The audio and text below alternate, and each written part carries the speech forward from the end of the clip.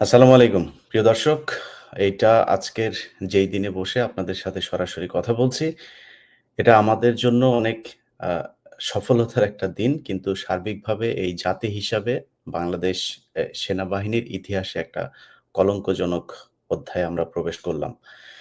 যে দেশের একটা বিশেষ আদালতের মাধ্যমে রাষ্ট্রের যাদের হাতে এই দেশের নিরাপত্তা নিয়োজিত তাদের ২৮ জনের বিরুদ্ধে ওয়ারেন্ট ইস্যু হয়েছে এবং ধারণা করা হচ্ছে এই সংখ্যা ১০০ ছাড়িয়ে যাবে যারা কিনা বিভিন্ন সময় গুম, খুন, জুলাই আন্দোলনে ছাত্র জনতা হত্যার সাথে সম্পৃক্ত হয়ে অভিযুক্ত হয়েছেন। এ বিষয় নিয়ে আমরা আজকে কথা বলব। আমরা দীর্ঘদিন ধরেই আমাদের এখানে যারা আলোচক দেখছেন তারা তো আছেনই। আ ডক্টর কনক সারোয়ার ভাই তিনি তার আ উম আ অনলাইন প্ল্যাটফর্মে দীর্ঘদিন ধরে এটা নিয়ে যুদ্ধ করছেন। আমি যদিও মাঝখানে একটু চুপই হতাশই হয়ে গিয়েছিলাম বলা চলে। তো সেই ফলাফলটা আমরা দেখেছি এবং আমার সামনে আজকে যাদেরকে দেখছেন আমার সাথে তারা সবাই এই যুদ্ধে অংশ নিয়েছিল। তাদের সবারই কোনো না কোনো জায়গা থেকে এখানে ভূমিকা ছিল। তো আমরা আজকের অনুষ্ঠানে আসলে সেনাবাহিনীকে নিয়ে আমরা নানান ধরনের কথাবার্তা বলেছি কিন্তু আগে থেকেই বলিনি। আমরা সেনাবাহিনীর বিপক্ষে না। সবসময় যত সেনাবাহিনীকে নিয়েই সমালোচনা করেছি এন্ড অফ দ্যা আমাদের টক শো বলেন আর যেকোনো জায়গায় বলেন, সবখানেই কিন্তু আমরা একটা কথা বলেছি যে, এই সেনাবাহিনীকেই ঠিক হইতে হবে। তাদের হাতেই এদেশের স্বাধীনতা, সার্বভৌমত্ব রক্ষা হতে হবে। যে কারণে আজকে শুরু থেকে শেষ পর্যন্ত সেই কথাটাই বলব। আজকে কোনো সমালোচনা না। আজকে সেনাবাহিনীকে বলব যে, আপনাদের হাতে সুযোগ এসেছে। আপনারা দীর্ঘদিন ধরে এই গত ২ দিন আগের কথাও যদি বলি, ঘাটতাড়াও করেছেন যে, আপনারা বিশাল কিছু আপনারা আপনাদের এদেরকে আটক হতে দেবেন না। আপনারা তাদের বাঁচিয়ে রাখবেন। এখনো ষড়যন্ত্র চলমান। আমি আজকে এই লাইভে ঢোকার আগেও শুনছিলাম যে ওয়াকার তার কিছু জেনারেলদেরকে নিয়ে নানান বৈঠক-টৈঠক করেছেন। তো সেই ষড়যন্ত্র এখনো চলমান আছে কিন্তু আমি মনে করি আপনাদের শুভ বুদ্ধির উদয় হওয়া উচিত। এই যে পরিস্থিতি, এই পরিস্থিতি আর ঘোলাটে হতে না দিয়ে আপনারা জনগণের কাছে আসবেন এবং এই দেশের স্বাধীনতার জন্য কাজ করবেন। কোন দল বা বিশেষ শক্তির হয়ে আপনারা কাজ করবেন না। আমরা সেনাবাহিনীর আর কোন সদস্যের নতুন করে কোনো অপরাধে জড়িয়ে হাত করা দেখতে চাই না।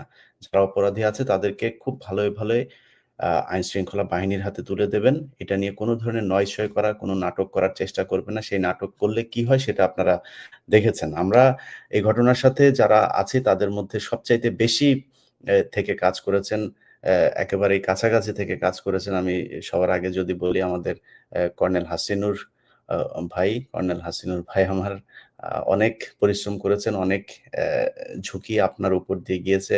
আমাদের সাথে আছেন ব্রিগেডিয়ার জেনারেল হাসান নাসের। আ তিনার উপর দিয়েও অনেক ঝড় গিয়েছেন, অনেক প্রোপাগান্ডা তাকে নিয়ে ছড়ানো হয়েছে। আ মেজর সুমন ভাইয়েরও বিশেষ কিছু ঘটনা আছে, সেগুলো সুমন ভাই হয়তো একদিন আপনাদের সামনে জানাবে। শাহনাজ আপু, আপনিও আতঙ্কে ছিলেন, কখন কি হয়, যেভাবে ধরপাকড় হচ্ছিল আপনাদের ভেতরে। তো এইসব বিষয়গুলো নিয়ে যে যার জায়গা থেকে কথা বলবে। আমি শুরুতেই কর্নেল হাসিনুর আপনার কাছে যাচ্ছি স্যার। আপনি বলবেন যে এই যে প্রেক্ষাপটটা তৈরি হলো, আ দীর্ঘদিন ধরেই আপনারা তদন্তের সাথে আছেন। আ এই ২৮ জনের বাইরে আর কারা আসতে পারে বা অভিযোগগুলো কি ছিল তাদের বিরুদ্ধে? আনমিউট করে নিয়েন হাসিনুর ভাই। বিসমিল্লাহির রহমানির রহিম। এই অনুষ্ঠান যারা দেখছেন সবাইকে আমার সালাম। আসসালামু আলাইকুম। আজকে যদিও যে অনুষ্ঠানে আমরা কথা বলতেছি এটা খুব লজ্জার। সেনাবাহিনী আমাদের সার্বভৌমত্বের প্রতীক। তবে আমি মনে করি সবাইকে এই বলে আশ্বস্ত করতে চাই, ব্যক্তির দায় কেউ নিবে না। তারা যে অপরাধ করছে তার সেই দণ্ড তাকে পেতে হবে। তবে একটা মানুষের সহানুভূতি থাকতো, একটা মানুষের একটা আস্থা জায়গায় থাকতো যদি সেনাবাহিনী ১ম থেকে এটা স্বীকার করে নিত যে তারা ভুল করছে। কেউ স্বীকার করে নাই। খোদ ডিজিএফআই এর ভিতরে ছিল আয়নাঘর। কোনদিন তার অপরাধ বোধ ইভেন কোন যে তারা মানে স্বতঃস্ফূর্তভাবে যে কপারেট করে সেটা করেনি। যার জন্য তো কষ্ট লাগতেছে। এখানে ভুলে যাওয়া যাবে না আমাদের জেনারেল হারুন বীর প্রতীক ছিলেন। উনি কিন্তু জেলে গিয়েছিলেন। তো এটা নতুন কিছু না। জেনারেল লতিফ ডিজিএফআই ছিলেন। উনাকে পুলিশে নিয়ে নানা রকম থেরাপি দেওয়া হয়েছে। সুতরাং অন্যায় করলে কেউ রেহাই পায় না। আমরা দীর্ঘ ১৫ বছর এটা ভুলে গেছি। আবার আমাদের এত খেসারত দিয়ে এটাকে আমাদেরকে এটা করতে হচ্ছে। বড় লজ্জার। তবে আজকে যারা আনা হইছে এটা অনেকটা আমি মনে করি বাধ্য হয়ে। এদেরকে সবাইকে ডাকা হইছে। কেউ কথা স্বীকার করে নাই। এটা স্বাভাবিক। আমি চেয়েছিলাম, বলেছিলাম যে আমাদের সেনাবাহিনী অফিসাররা এই সিনিয়র অফিসারদেরকে কথা বলে ইভেন সেনাপ্রধানের কোর্সমেট মানে জাবেরের নাম আমি প্রপোজ করছিলাম, নওরোজের নাম প্রপোজ করেছিলাম। তোমরা ফাইন্ড আউট করে দাও যেন অন্যান্য অফিসাররা বিব্রত বোধ না করে। যারা ইন্টারোগেশন করতেছেন তারা জুনিয়র, বয়সে জুনিয়র। সুতরাং একটু বিব্রতকর অবস্থা হইতে পারে। বাট শোনেন নাই। উনারা নিজেরা বিচার করবেন। এই হেডম, এই ইগোস্টিকের জন্য আজকে এই অবস্থা। এর জন্য দায়ভার সম্পূর্ণ সেনাপ্রধানের। সেনাপ্রধানের গোয়ার্তুমের জন্য আজকে অফিসারদের এই অবস্থা।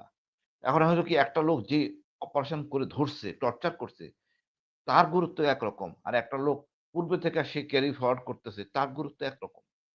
অপরাধী, বাট অপরাধের মধ্যে পার্থক্য আছে। মৃত্যুদণ্ড হয় বা ১ বছর থেকে মৃত্যুদণ্ড হয়। যেকোনো দণ্ড দিতে পারে বিচারক। কিন্তু কেউ কোঅপারেট করে নাই। আর যার ফলশ্রুতিতে মোটামুটি যার দায়িত্বে ছিলেন সেইভাবে আনা হইছে। অনেকের হয়তো ধারণা আছে যে কবে থেকে শুরু হইছে। যেমন আমার ১ম গুম হইছে ১১ সালে। ৯ সাল থেকে শুরু করার কথা কিন্তু এটা তা করা হয় নাই। নেহাত বাধ্য হয়ে আইসিটি যে ১৬ সাল থেকে অর্থাৎ ডিজিএফআই টা ধরা হয়েছে এইভাবে আজমি স্যার থেকে শুরু করে ৫ই আগস্ট।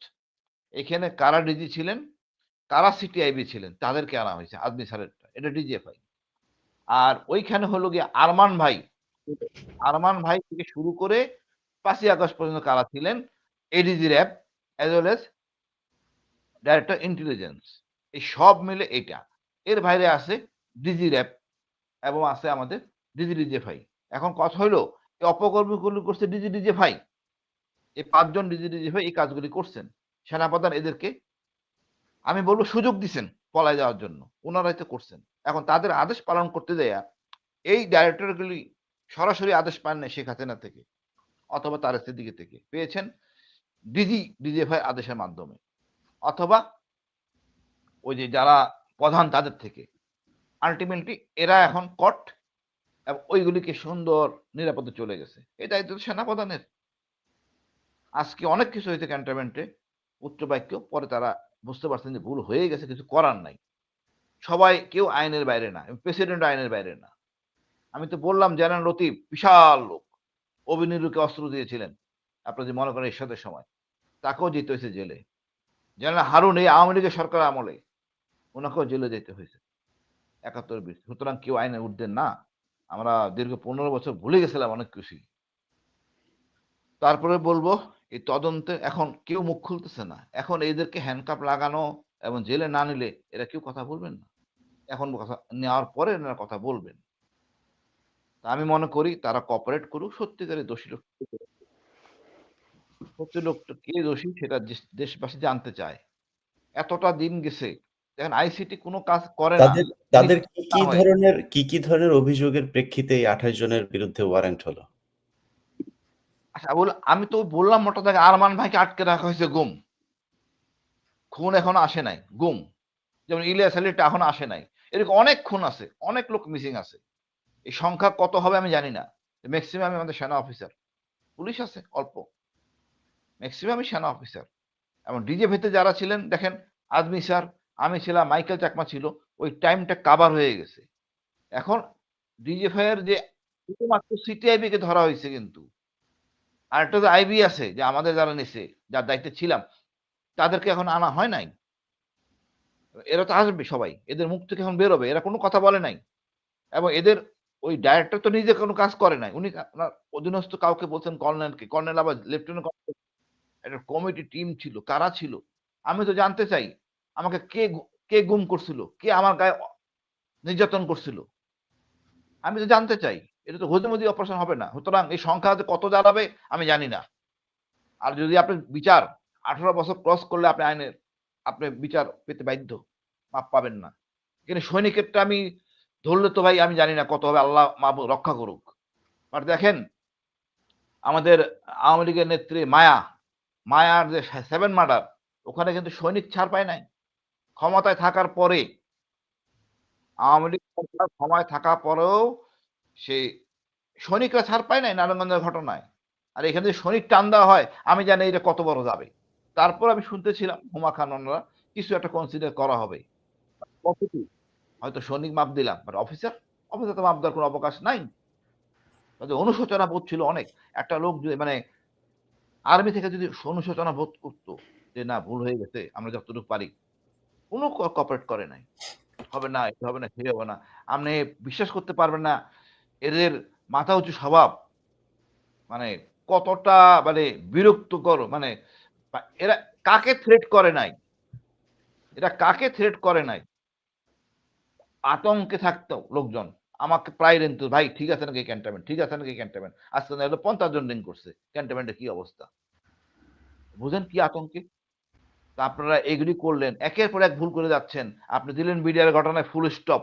আপনি দিলেন ইয়ারে মাইরা, কি বলে? আমার নুরু ভাইকে দিলেন মাইর। তারপরে আপনি একের পর এর লগে দেখা করেন। সর্বশেষ যে কাজটা করলেন, মির্জা ফখরুল সাহেবের লগে দেখা করলেন। এর আগে বললেন ইন্ডিপেন্ডেন্ট মানে ইন্ডিপেন্ডেন্ট কথা বললেন। কিন্তু কইরা আপনি কি ডুবাইলেন তো বিএনপিকে ডুবাইলেন। এখন তো আস্থা নাই আমাদের। এই সেনাবাহিনী নির্বাচনে গেলে নির্বাচন হবে না। এর মধ্যে একটা মানে সুবিধা পাবে হয়তো কেউ। এখন এইগুলি তো সেনাপ্রধান করছেন। উনাকে বারে, বারে বলা হয়েছে আপনার ডিএমআই কে সরান, আপনার সিওএসইউ কে সরান। উনি সরান নাই। উনি জেনারেল কি করলেন? হা এই যে দেখেন কোর কমিটিতে ছিলেন ডিজিএনএসআই। তাকে পোস্টিং করা হয়েছিল একটা ইনস্টিটিউশনে। ওখান থেকে সরাই আইনা 19 ডিপ ঘাটালে দেওয়া হইছে। এটা কি মনে হয় আপনার? এটা কি মনে হয় আপনার যে উনি অনুভ এই অপরাধটাকে উনি ওন করেন? কোর কমিটিতে ছিলেন এনআইসি তে। উনিও তো অ্যারেস্ট হবেন। না হওয়ার তো কোনো কারণ নাই। আপনারা দেখেন বিডিআর ওই অফিসারটা লেফটেন্যান্ট কর্নেল, ওকে যখন জিজ্ঞেস করা হবে, কার আদেশে আপনি এসেছিলেন? ও বলবে মিনিমাম বলবে যে ডাইরেক্টর অপারেশন অর্থাৎ একজন ব্রিগেডিয়ার।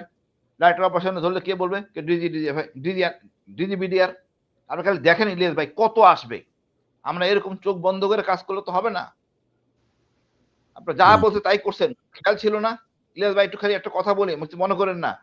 আমি গুম হইছি যখন, আমি আতঙ্কে থাকতাম আমার বাচ্চারা কি করতেছে। বাসায় আমার মা আমার বাসায় ছিল। আমার মাকে মেসেজ দিছে আমার খালারা, "তোমার ছেলে মারা গেছে, আল্লাহ, আল্লাহ করো।" আমার বউ বিভিন্ন জায়গায় জোরাজুরি করত। আমার মা ক্ষেপে গেছে। তোমাদের বলে আল্লাহ, আল্লাহ করতে বেহেশত নসিব করার জন্য তোমরা এই কাজ করতেছো। ধরায় দেয়া হলো আমাকে ইঞ্জেকশন দিয়ে পাগল করে ফেলতেছে। বাচ্চারা বাইরে গেলে পাগলগুলি খুঁজতো গোনা, গোনা দেখতো কেউ বসে আছে কিনা।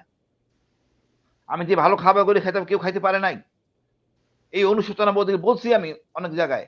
তারা ফিল করে নাই। আমি জানি আজকে কি কষ্ট হবে ভাবিদের। এই জেলখানা যাবে কি অত্যাচার করে, অনাচার করে জেল কর্মীরা, জেলাররা। জেলের মধ্যে মামুন খালেদ আমাকে মারতে চাইছে জেএমবি দিয়ে। আল্লাহ তো মানে ঘুমায়ে নাই। উনি দেখেন সব। আমি দেখতেছি। আমি যে ফিরে আইছি মা বিশ্বাস করতেছে না। আমার মিসেস মোবাইলে বলতেছে ফিরে আইছে। বিশ্বাসই করতেছে না। আম্মা রাগ করে বাসা থেকে চলে গেছে। আমার বোনের বাসায়। যে কেন কথা শুনতেছে না? আমার বউ কেন বাইরে, বাইরে ঘুরতেছে? তা আমরা কোন জায়গায় গেছিলাম? আমি আমার বাচ্চাদেরকে কোলে আমার ফেসবুকে দেখবেন বাচ্চা আমার কোলে। বাচ্চাদের আদর করতে পারি নাই দীর্ঘ এতটা বছর। এখন জি। একটা শেষ কথা বলি ভাই। এই আজমি স্যার বলছে এতদিন সেনাপ্রধান আমার ছাত্র ছিল। গতকাল পরশুদিন আমি জিজ্ঞেস করলাম, "স্যার, আপনার পেনশনের কি অবস্থা? কত টাকা পাইছেন?" স্যার বলে, "আমি কিছু পাইনি।" আমি, "কি বলেন স্যার?" কয়, "দেখো আমাকে এত কিছু বলছে, পরে আমারে বাধ্যতামূলক অবসর দেখাইছে।" যখন আমি আপত্তি তুললাম, "কেন?" তখন করছে অকালীন অবসর। বুঝেন? অকারে ফাইজলামি বুঝেন। মানে সে বলতে চাচ্ছে আপনি যা না, করা হইছে আজমি আজ অকৃত্রিম। আজ আজমি ভাইরে আমি খুব পছন্দ করি। আমার খুব পছন্দের মানুষ। বাট এটা শুনে খুব ভাল লাগতেছে। আজমি না, ভাইরে না, হওয়া দরকার ছিল ভাই। স্যার লজ্জায় পড়ে গেছে। আমি ওয়াকারকে চেনার দরকার আছে। ওয়াকারকে ওয়াকার, আমরাও চিনতে পারিনি এটাই তো ১ম। কথা। তার লাজ লজ্জা নাই। সে মনে করে যা হইছে ঠিক হইছে। সে বিডিআর কেসে জড়িত ছিল না? আমি তো জানি যে ব্রিগেডিয়ার হাকিম আমাকে বলছে। আমি জাহিদ বলে তার ধরছিলাম। কেন আপনি কাজ করেন নাই? ওয়াকার করতে মানা করছে। এগুলি হুম। বলতে চাইনি, তাকে সেভ করতে চাইছি। দেখেন ভাই, আমি ১ম থেকে চাইছি সেনাবাহিনী আমাদের একটা ইনস্টিটিউশন, সেনাপ্রধান আমাদের ইনস্টিটিউশন। এটাকে অপমানিত করব না। যতক্ষণ পারি। বাট তাকে সে কিন্তু তো বুঝে নাই। বিডিআর কমিশনে কিন্তু তাকে জিজ্ঞাসাবাদ করা হয়েছে। সে তো 2SC হিসাবে তার তো 2SC হিসেবে তার থাকতে হবে তো। ব্রিগেডিয়ার আনোয়ার, হাকিম সবাই তো তাকে দোষ দিয়ে। জি। আমি ইভেন ওয়াকারকে বলছি যে, "ওয়াকার তুমি এটা করো না, এটা করো না, এটা করো না।" আমি তাকে বলছি যাই, দেখো আমাকে বলল, "আপনি স্যার কোন প্যাকেজ নিবেন?" আমি বললাম, "কোন প্যাকেজ না। সবারটা একসাথে করবা।" অদ্যাবধি ভাই কিছু হয় না। এখন আমার বরখাস্ত উঠে নাই। আল্লাহ অশেষ রহমত আমি লাইফ ট্র্যাকে ছিলাম, নাহলে আমারও ওয়াকারের অবসর দিত। মানে এটা হলো ওয়াকার, মানে সে এখনো আওয়ামী চেতনা ধারণ করে। এত কিছু করার পরও সে কি মনে করে আমি জানি না। আপনি মনে আছে বিএনপির সময় আইজিপি ছিল একজন, ওই সালাম নেওয়া সমস্যা হয়েছিল, সেলুট নিয়ে পুলিশের ১,০০০ টাকা দণ্ড দেওয়া হয়েছিল, অটোমেটিক অবসর। এখন কালকে যদি আদালত ডাকে ডিপিএস বা এজি কে, কেন কার্যকরী গ্রহণ করা হয় নাই, ১,০০০ টাকা দণ্ড, আল্লাহ না করুক, সোজা হয়ে যাবে। আমরা আইন যে কত বড় ভুলে গেছেন। আমি এটুক বলি শেষ করব, বাট আমি মনে করি দেশের সম্মান অর্জন, এই ভাই ইলিয়াস ভাই, এটাও সত্য কথা, যেই হাবিলদারটা আমার গায়ে ঘুষি মারছে, আমাকে চট থাপড় মারছে, লাথি মারছে, সে কিভাবে সেনাবাহিনীতে থাকবে? তাকে দণ্ড না দেন, সেনাবাহিনী থেকে উচিত ছিল তাকে বের করে দেন। তো সে গল্প করে বেড়াবে, আরে সালে কর্নেলে মেরে আইছি আমি। সবার সাথেই ব্যবহার করছে। এই এমওডিসি আমার সাথে, সে কিভাবে চাকরি করে? এটা তো আমার না যাবে না। তা আমার প্রথম গুমটা এখনো শুরু হয়নি ভাই, ১৬ সাল থেকে শুরু হয়েছে মূলত। হতাশ হওয়ার কিছু নাই, অনেক বেরোবে, অনেক বেরোবে। ইনশাআল্লাহ। জি, ওই যে ব্রিগেডিয়ার ইনশাআল্লাহ। ধন্যবাদ ব্রিগেডিয়ার ভাই, ধন্যবাদ। Brigadier Hasan Nasir sir. আসসালামু আলাইকুম। ধন্যবাদ ইলিয়াস ভাই এবং আমার সহ-আলোচক যারা আজকের বিশেষ অনুষ্ঠানে যোগদান করেছেন। আমি যে বিষয়টা আলাপ করব, আমরা গত ৫ই আগস্ট থেকেই বলতে পারেন আন্দোলন করে আসছি। তার আগের থেকেই ছিল, বাট জোট আন্দোলন করছিলাম যে সেনাবাহিনীতে যাদের কারণে হাসিনা স্বৈরাচার হয়ে উঠেছিল তাদেরকে শাস্তির আওতায় এনে, বিচারের আওতায় এনে সেনাবাহিনীকে কলঙ্ক মুক্ত করতে। এটাই হয়ে গেছিল কিন্তু আমাদের অপরাধ। আমরা যারা এটার পিছনে আন্দোলন করছিলাম সবাইকে দোষী করছে এবং তারা আইডেন্টিফাই করছে যে কে এটাকে লিড দিচ্ছে, তাকে ভিক্টিমাইজ করছে। আপনি শুরুতে যেটা বলছেন, সেই কারণে কিন্তু আমার পিছনে, আমার সাথে যে আমার বিরুদ্ধে যে আক্রমণটা, এই আমরা যেটা গতকালের যে ইয়েটা আদেশটা জারি হলো, এটার মাধ্যমে কিন্তু খুব অলরেডি যেটা বিষয়টা এসছে, শুধু গুমের বিষয়টা এসছে, কিন্তু হাজার হাজার গুম, খুন, হত্যা যেগুলো আরো যেটা হয়েছে সেটার কিন্তু সেটার জন্য যারা দায়ী তাদের কিন্তু কোনো এখন আসে নাই। সুতরাং সঠিক বিচার এবং সঠিকভাবে যদি বিচারটা আগায় তাহলে তাদের নাম আসবে, হত্যার সাথে যারা জড়িত। এবং সেটা করতে গেলে প্রথম বিডিআর একটা দিয়ে শুরু করতে হবে। এবং বিডিআর হত্যার যারা আসামি এবং সামরিক অফিসাররা প্রথম কিন্তু ইনভলভ হয়েছে বিডিআর হত্যাকাণ্ডে, এবং সেটাই ওই বলতে হবে যে হাসিনার স্বৈরাচার স্বৈরাচারী হওয়ার সূতিকাগার। এবং সেটা দিয়ে সে যে স্বৈরাচার হয়ে উঠছে তার পরবর্তীতে সেটা আমরা যে প্রচন্ড রূপ তার যে দেখেছি সেটা ওইখানে সাকসেসফুল হওয়ার কারণে। এবং বিডিআর এর বিচারটা এখনো পর্যন্ত তদন্তই যেহেতু সম্ভব হয় নাই, সঠিক বিচারও হয় নাই, এবং অপরাধ নিরপরাধ বা যারা পরিস্থিতির কারণে একটা ইয়ের মধ্যে এই বিডিআর বিদ্রোহ বা হত্যাকাণ্ডের সাথে জড়িয়ে পড়ছিল তাদেরকে শাস্তি দেওয়া হয়েছে, কিন্তু যারা মূল পরিকল্পনাকারী তাদের কিন্তু দেওয়া হয় না। যারা এটা সহায়তা করছে, যারা নিশ্চিত করছে, তাদের কিন্তু এখনো বিচার বা তদন্তেরই আওতায় এখনো নেওয়া সম্ভব নয়। বিডিআর কমিশন কাজটা করছে, বাট কতটুকু সাকসেসফুল হবে আমরা এখন নিশ্চিত। আমাদের প্রয়োজনে আবারও আর একবার, তৃতীয়বার তদন্ত কমিশন গঠন করার লাগতে পারে। কিন্তু আমি মনে করি এই দেশকে এবং সশস্ত্র বাহিনীকে কলঙ্ক মুক্ত করতে বিডিআর হত্যাকাণ্ডে সঠিক বিচার এবং শাস্তি নিশ্চিত করতে হবে। এবং তার পরবর্তীতে যেগুলো হয়েছে, হেফাজতের হত্যাকাণ্ড, আইসিটির কাজ কিন্তু অনেক, একটার পক্ষে বা দুইটা ট্রাইব্যুনালের পক্ষে সম্ভব না। আমি মনে করি যেটা শুরু হয়েছে, ডক্টর ইউনূস যথেষ্ট সাহস দেখিয়েছেন এবং সশস্ত্র বাহিনীর উচিত, সশস্ত্র বাহিনীর প্রথম যে বিষয়টা তারা খেয়াল করবে যে গত 16 বছরে তো অনেক অন্যায়, নিরপরাধ, অন্যায় না করা এবং নিরপরাধ অফিসাররা তাদেরকে ধরে জেলে হ্যান্ড ওভার করা হয়েছে। বিচারের নামে একটা প্রহসন করে তাদেরকে জেলে পাঠানো হয়েছে, তাদেরকে গুম রাখা হয়েছে। তাদের ব্যাপারে কারো সহানুভূতি কিন্তু আমরা দেখছি না। আমরা জেনারেল ব্রিগেডিয়ারদের সম্পর্কে দেখছি, সেনা একটা সৈনিক অনেক কম অপরাধ করে কিন্তু জেল খাটে। আমি মনে করি 1 মাস 2 মাস সে ছুটিতে ছিল, ফেরত আসলে তাকে জেলে দেওয়া হয়। সুতরাং জেল কিন্তু সেনাবাহিনীর জন্য কোনো নতুন কোনো বিষয় না। সৈনিকদের জন্য ইউনিটের ভিতরে আছে এবং একটা লিমিট পার হলে 90 দিন পার হলে তাকে সিভিল জেলে যেতে হয় এবং এটা স্বাভাবিক বিষয়। সেই অপরাধগুলোর সাথে যদি কম্পেয়ার করি এবং গত 16 বছরে যে অপরাধটা হয়েছে, যে হত্যাকাণ্ড, গুম খুন হয়েছে, সেই অপরাধটা কিন্তু অনেক বেশি। সুতরাং এদেরকে প্রোটেকশন দেওয়ার কোন নৈতিক অধিকার সশস্ত্র বাহিনী কর্তৃপক্ষের আছে বলে মনে করি। সব থেকে বড় জিনিস হচ্ছে যে রাষ্ট্রীয় সিদ্ধান্ত হয়েছে যে বিচার হবে, তবে বিচার হবে এবং সেটা এইভাবে আগাবে। সেটাকে না বলার কোনো সুযোগ আছে বলে আমি মনে করছি এবং না যদি কেউ বলে, বাধা প্রদান করে, সেটা আমি মনে করি রাষ্ট্রের বিরুদ্ধে বিদ্রোহ ঘোষণা। এটা এইভাবে এটাকে ট্রিট করতে হবে। তো এই যে আদেশটা জারি হয়েছে, যাদের বিরুদ্ধে অভিযোগ হয়েছে তারা যে বিচারে প্রমাণ করুক যে তারা নির্দোষ, তাদেরকে অন্যায়ভাবে তাদের বিরুদ্ধে গ্রেফতারি পরোয়ানা জারি করা হয়েছে। এরকম বাংলাদেশের লক্ষ লক্ষ মানুষ এখনো জেলে আছে, বিচার হয় নাই, তাদের কোনো বিচার কার্য শুরু হয় নাই, চার্জশিট হয় নাই। এটা কিন্তু প্রত্যেকটা জেলে খুঁজলে আমরা হাজার হাজার লোক পাবো। বাংলাদেশের সাধারণ নাগরিকের যে অধিকার, সশস্ত্র বাহিনীর সদস্য বলি আর অফিসার বলি, তারাও তো এই দেশের নাগরিক। তো সুতরাং তাদেরকে জেলে নেওয়ার ব্যাপারে এত আপত্তি কেন? যেখানে নিশ্চিত প্রমাণের পর, তদন্ত করে প্রমাণ করার পরে আপনার এই গ্রেপ্তারি পরোয়ানাটা জারি হয়েছে। কিন্তু আমরা সবসময় দেখি যে কেউ এসে ফৌজদারি অভিযোগ করলে আগে অপরাধ করুক বা না করুক তাকে আগে জেলে নেওয়া হয়, তারপরে তদন্ত করে 5 বছর 10 বছর পরে সে নিরপরাধ বেরিয়ে আসে।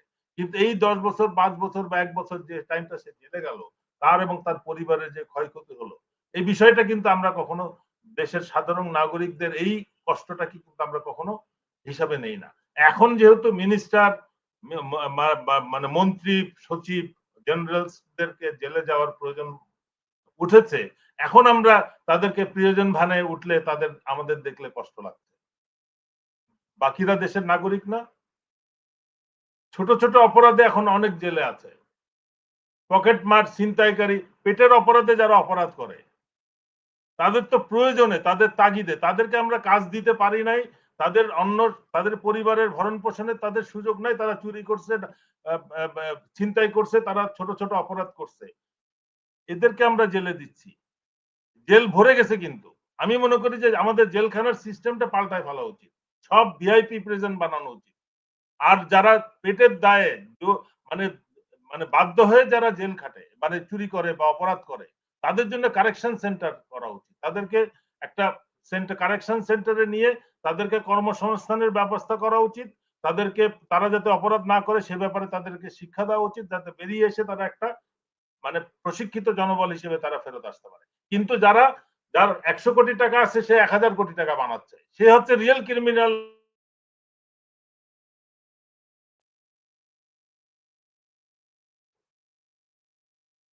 আমি বুঝাতে পারছি? এই জিনিসটা আমাদের কিন্তু আমাদের দৃষ্টিভঙ্গিটা পাল্টাইতে হবে যে বাংলাদেশের শত্রু কারা, অপরাধী কারা। তো সুতরাং জেলখানাকে আমরা অনেক অনেক জেলখানা বানাবো, যেটা ফার্স্ট ক্লাস জেলখানা হবে, সব পুরো জেলখানাটা ফার্স্ট ক্লাস হবে এবং সেখানে প্রকৃত অপরাধী যারা, দেশের শত্রু যারা দেশের সম্পদ লুট করছে, এই রাষ্ট্রীয় ক্ষমতা অবৈধভাবে দখলের জন্য যারা গুম খুন হত্যাকাণ্ড করতেছে, তাদের জন্য আমরা জেলখানা প্রস্তুত করব। কিন্তু যারা পেটের দায়ে অন্যায় করতেছে তাদের জন্য আমরা কারেকশন সেন্টার বানাবো, কর্মসংস্থানের ব্যবস্থা করব। আমি মনে করি যেটা শুরু হয়েছে, এই পদক্ষেপটা সশস্ত্র বাহিনী যেন সঠিক দৃষ্টিভঙ্গি থেকে এটা গ্রহণ করে এবং সশস্ত্র বাহিনীর সম্মান যেটা হানি হয়েছে সেটাকে পুনরুদ্ধারের যে একটা সুযোগ এসছে, এটা যেন তারা গ্রহণ করে। যে এই বাহিনীরই এই ব্রিগেডিয়ার জেনারেল কর্নেলদের সামনেই কিন্তু অফিসাররা খুন হয়েছে, গুম হয়েছে, অন্যায়ভাবে জেলে গিয়েছে, তারা কিন্তু তখন চুপ ছিল, তাদের বক্তব্য দেওয়ার সুযোগ ছিল। এই অফিসাররাই কোর্ট মার্শাল করছে, এই অফিসাররাই ভুয়া কোর্ট অফ ইনকোয়ারি করেছে, অপরাধী শাস্তি দিছে এবং বিডিআর হত্যাকাণ্ডের যে এভিডেন্স গুলো ছিল সেগুলোকে তারা গায়েব করছে। এখানে যারা আছে সুমন এবং এরা বলবে যে এভিডেন্স আছে, হত্যার বিভিন্ন নমুনা আছে, সেগুলোকে ধ্বংস করা হয়েছে, সেগুলো হচ্ছে অপরাধ। পেটের দায়ে চুরি করলে সে তো অপরাধী না, সে তো বাধ্য হয়েছে, রাষ্ট্র তার কর্মসংস্থান দিতে পারে নাই, তার পরিবারের ভরণ পোষণের সে জোগাড় করতে পারছে না, সে বাধ্য হয়ে চুরি করতেছে, চিন্তাই করতেছে, এটা তো অপরাধ না। আমার এই বিষয়গুলোকে আমি মনে করি সশস্ত্র বাহিনী কোনো অবস্থাতে যেন এই ব্যাপারে সেনাবাহিনী, আমি জানি আমার গ্রামের একটা ছেলে, ও বিয়ে করেছিল, তারপরে ওই বিয়ের ওই মহিলাকে সে ডিভোর্স করেছে। ডিভোর্স করার পরে তারপরে মহিলা কমপ্লেইন করলো, তার চাকরি চলে গেল। তো আমি বুঝতাম যে সেনাবাহিনী খুব কঠোরভাবে এটা আমি যখন অনেক আগের কথা বলছি, ১০ বছর আগের কথা। বাট এখন যেটা দেখছি যে এই যে সাবেক শফি, এ মনে হয় সেনাবাহিনীর ইতিহাসে সবচাইতে চরিত্রহীন এই সেনাপ্রধান ছিল। ও এবং মাই সে গড, মানে আমি কল্পনা করতে পারি না একটা সেনাবাহিনী প্রধানের প্রতিষ্ঠান, সে কিন্তু একটা প্রতিষ্ঠান, সে কিন্তু বাহিনী প্রধান না শুধু, সে তার অফিসটাকে কিভাবে কলুষিত করছে এবং সে আর নিজের নারী চরিত্র নারী করছে, সেটা তো নারী কর্মকর্তা, নারী সেনা কর্মকর্তাদেরকে পর্যন্ত জি সে বাধ্য করতো এগুলো করতে। জি জি জি জি। এগুলোর তালিকাও আছে লম্বা। তো এটা এটা এইগুলার বিচার বিচার করতে হবে। হয় না। আমি মানে যেটা আরো সৈনিকদের যেটা বলতে বিচার হয়। চাচ্ছি, সৈনিকদের ক্ষেত্রে আইন খুব একদম কঠোর। জেনারেল মঈনের বিচার হইতে হবে কঠোর, বিকজ সে স্বৈরাচারের পথটা সুগম করছে। হুম, সে মানে সে হাসিনাকে ক্ষমতায় আসতে সুযোগ দিয়েছে। তারপরে সকল সেনা, আমি তো ওয়াকারকে তো অনেক কম অপরাধী মনে করছি, সে কিন্তু ইচ্ছা করলে মানে এই বিপ্লবের পক্ষে থাকতে পারতো। আমি এখন যুক্তি দিব, সে 15 জুন দায়িত্ব নিয়েছে, সে মেজর হিসেবে কি করছে বিডিআর এর, তার দায়িত্ব কিন্তু অনেক কম, ওখানে অনেক বেশি বড় দায়িত্ববানরা রয়েছে যারা হত্যাকাণ্ডের সাথে জড়িত। কিন্তু সেনা প্রধান হিসেবে সে কিন্তু 15 জুন ক্ষমতা নিয়েছে, 1 তারিখ থেকে আন্দোলন চলতেছে।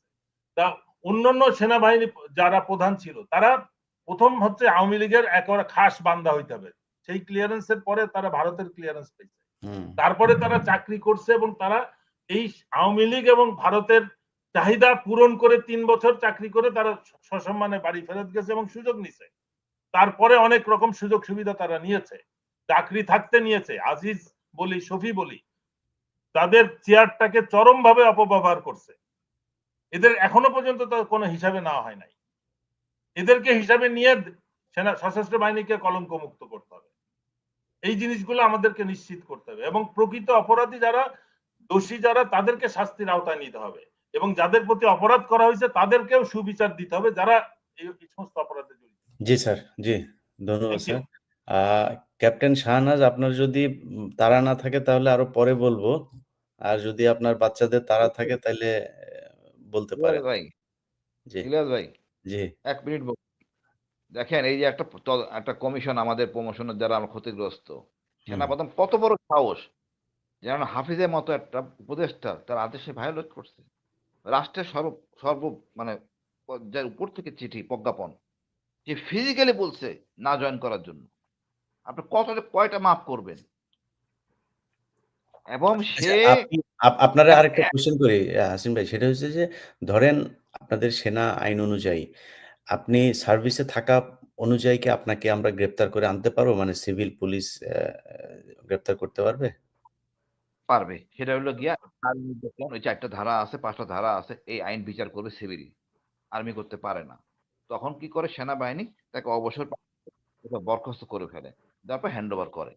হুম। এখন গতকাল মানে তার যখন বরখাস্তটা আগে নাকি সিন্স আপনি অ্যারেস্ট হবেন তারপরে হচ্ছে গিয়ে আপনি বরখাস্ত? মিলিটারি পুলিশ নিয়ে আসে। হুম, মিলিটারি পুলিশ নিয়ে আসতে পারে। আনার পর দেখে সে আসলে সে আর্মির লোক কিনা।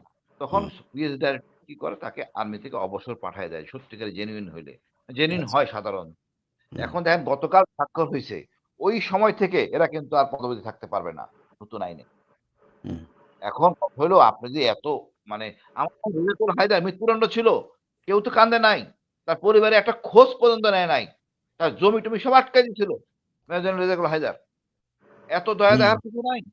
তারা কতটা অমানবিক আচরণ করছে। এই তুলনায় বলব কম। একদম ব্রিগেডিয়ার তো মারাই গেছে জেলখানায়। অক্সিজেন জেল বন্ধ করা করে ব্রিগেডিয়ার রহিমকে মৃত্যু নিশ্চিত করছে। মেজর আর জেনারেল। এত অবকাশ নাই। আমাকে ফ্লোরে শোয়ায় রাখছে ৪৩ দিন। আর নির্মম নির্যাতন। কোথায় ছিলেন ওয়াকার? এই যে বি তারপর হত্যা মামলা ৫ জন অফিসার কোথায়? আজকে মেজর জিয়াকে মিথ্যা মামলা দেওয়া হইছে। মেজর জিয়াকে। তাকে উদ্ধারের জন্য একটা চেষ্টা করছে আমাদের ওয়াকার। কোন কারণে ওয়াকারকে আমি গুণগান গাবো? কর্নেল আর হক একাই এই গুণ। আপনি তো ৫ তারিখের আগের ঘটনাগুলো যদি আপনারা ধরেন যে জুনের ১৫ তারিখের পরের সময়টাও তো ওয়াকার ছিল। তো সে সেনাপ্রধান হিসাবে প্রধানের চেয়ারে থাকা অবস্থায় ক্যান্টনমেন্টের ভেতরে যখন আয়নাঘরে সেনাবাহিনীর অফিসাররা বন্দী থাকে, তারা তো ৫ তারিখের পরে বের হইল। তো এটার দায় সেনাপ্রধানকে নিতে হবে না? সুমন ভাই যদি বলে কিন্তু মানে আপনি ৫ তারিখের পরে ১ বছর কেটেছে, ১ বছর গিয়েছে। এই গত ১ সপ্তাহের ভেতরে সুমন ভাই যদি বলে তাহলে এটা উনার উপরে ছেড়ে দিলাম। তাইলেও শুনতে পারবেন কি হয়েছে। উনি এখনো ইলিয়াস ভাই শয়তানি করে যাচ্ছেন। ইলিয়াস ভাই আমাদের জেনারেল আকবর বলে দিছেন, যখন আমি আর ব্রিগেডিয়ার হাসান নাসির স্যার আমরা যখন কচুক্ষেতে ছিলাম, তখন মেসেজটা যায় বঙ্গভবনে। সেনাপ্রধান ওখানে ছিলেন, তখন কথা উঠতেছিল আয়নাঘর নিয়া। তো প্রেসিডেন্ট বিষয়টা উঠাইলে জেনারেল আকবর ওখানে ছিলেন, উনি বলছেন, সেনাপ্রধান বলছে, "হ্যাঁ, let me handle it." অর্থাৎ উনি জানেন। এই one sentence is enough সাক্ষী হুম। জেনারেল আকবর সেনাপ্রধান জেলে যাওয়ার জন্য যথেষ্ট। বিকজ আপনি যদি কোনো অপরাধ জানেন গুম সম্বন্ধে, আপনিও একই অপরাধে অপরাধী। তাই ওরে আর এখন ভয় দেখেন না। ওর এমনিতেই নার্ভ দুর্বল। ওরে ভয় দেখেন না। ভাই না অনেক না, সম্মান করছি। ওয়াকার কিন্তু end of the day, Ilias ভাই, end of the day Waker কিন্তু শেখ হাসিনার আত্মীয় হিসেবে কাজ করছে, নট বাহিনী প্রধান, দেশের স্বার্থে না। একটা একটা আপনাদের কোনো মানে কমিশন র্যাঙ্কের কোনো অফিসার কি মানে এই ক্লিয়ারেন্সের বাইরে অন্তত ২০০০ যদি আমি ধরি ১৮ নির্বাচনের পর থেকে এই ক্লিয়ারেন্সের বাইরে কি কেউ কোনো অফিসার জয়েন করতে পেরেছে আমারে বলেন?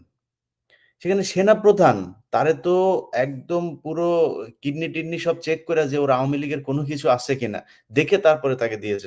সো সব জায়গায় হাসিনার নিয়োগ করা সবাইকে সরতে হবে। সেনাপ্রধান থাকে কিভাবে? তার উচিত ছিল মানে নৈতিকভাবে তার উচিত ছিল ৬ তারিখে পদত্যাগ করা। জি।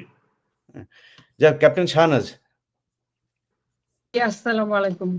আসসালামু আলাইকুম ইলিয়াস ভাই। আমার মনে হয় আমি শুরুতে একটু বলি, আমি থাকবো শেষ পর্যন্ত।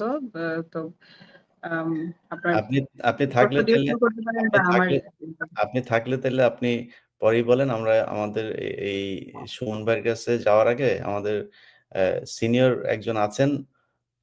আমি স্যারের সাথে।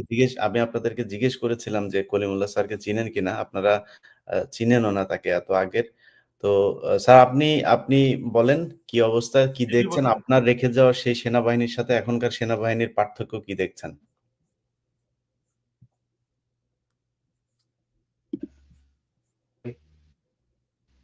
জি, আসসালামু আলাইকুম ইলিয়াস ভাই এবং উপস্থিত আলোচকদের সবাইকে আমার সালাম এবং শ্রদ্ধা। আপনাদের সবাইকে, আপনারা আমাকে চিনেন নাই, আমি আপনাদেরকে চিনি, কারণ আপনাদের বক্তব্য প্রায় শুনি। তো আজকের প্রেক্ষাপটে আমি একজন নৌবাহিনীর কর্মকর্তা ছিলাম, 1977 সালে জয়েন করেছিলাম। যাই হোক, মইনুল আহমদ সরকারের সময় আমাকে কোনো রকম তদন্ত ছাড়াই বরখাস্ত করা হয়। যাই হোক, সে বিষয়ে এখন যাব না।